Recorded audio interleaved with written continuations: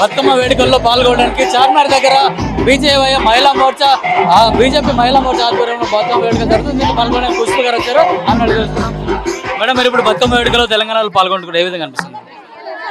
చాలా సంతోషంగా ఉంది. బతుకమ్మ ఫెస్టివల్కి ఇక్కడ వచ్చాను, అన్ని మహిళలతో కలిపి సెలబ్రేట్ చేస్తున్నాను. చాలా సంతోషంగా ఉంది. ఇప్పుడు తెలంగాణలో కూడా తమిళనాడులో ఎలక్షన్స్ రాబోతున్నాయి, ఎట్లా ఉంటుంది పరిస్థితి అక్కడ? బీజేపీ ఏఐడిఎంకే అలైన్స్ ఖచ్చితంగా గెలుస్తుంది. ఎందుకంటే డిఎంకే అగేన్స్ట్ యాంటీ ఇన్కంబెన్సీ ఎక్కువ ఉంది. ఆల్మోస్ట్ 70 to 80% యాంటీ ఇన్కంబెన్సీ ఉంది. అండ్ నిజంగానే ఈరోజు తమిళనాడు చూస్తే ఒక డెఫిసిట్ స్టేట్ 36,000 crores డెఫిసిట్ లో ఉంది. సో గవర్నమెంట్ నుంచి, సెంట్రల్ గవర్నమెంట్ నుంచి అంతా వచ్చింది. అన్ని roads, southern railway maximum payment మీకు వచ్చాం. అన్ని ఇచ్చిన తర్వాత కూడా మీరు 36,000 crores డెఫిసిట్ ఉన్నారంటే ఆ డబ్బు ఏం చేశారు? డెవలప్మెంట్ ఎక్కడ ఉంది?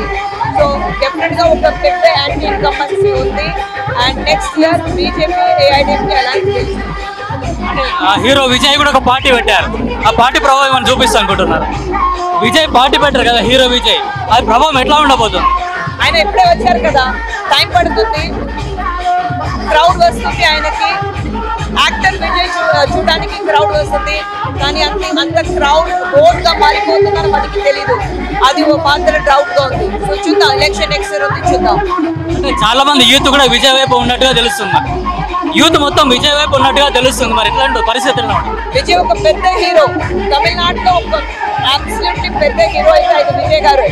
సో విజయ్ గారిని చూడడానికి క్రౌడ్ వస్తుంది, కానీ ఓటర్స్ అన్ని వచ్చిన క్రౌడ్ అన్ని ఓటర్స్ గా మారుతుందా లేదా అని మనకి తెలియదు.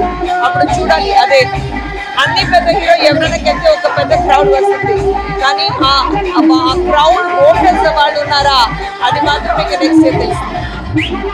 ఎలక్షన్ లో కానీ ఎక్కువ సీట్లు వస్తాయి, మొదట సీఎం ఎవరు కాబోతున్నారు? అంటే బీజేపీ వాళ్ళు అవుతారా, అన్నాడీఎంకే వాళ్ళు అవుతారు?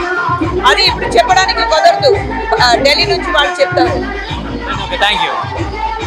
అయితే తెలంగాణలో బతుకమ్మ వేడుకల్లో పాల్గొనడం చాలా సంతోషంగా ఉందని కూడా, అట్లాగే రాబోయే తమిళనాడు ఎలక్షన్లో కూడా మేము అలయన్స్లో ఉన్నాము, తప్పకుండా మేము బీజేపీ ప్రభుత్వాన్ని ఏర్పాటు చేస్తామని కూడా చెప్తున్నాను. అట్లాగే విజయ్, హీరో విజయ్ అయితే పార్టీ పెట్టారు, దాని ప్రభావం కూడా ఏముండదు, దాని భవిష్యత్తు తెలుస్తుందని కూడా చెప్తున్నారు.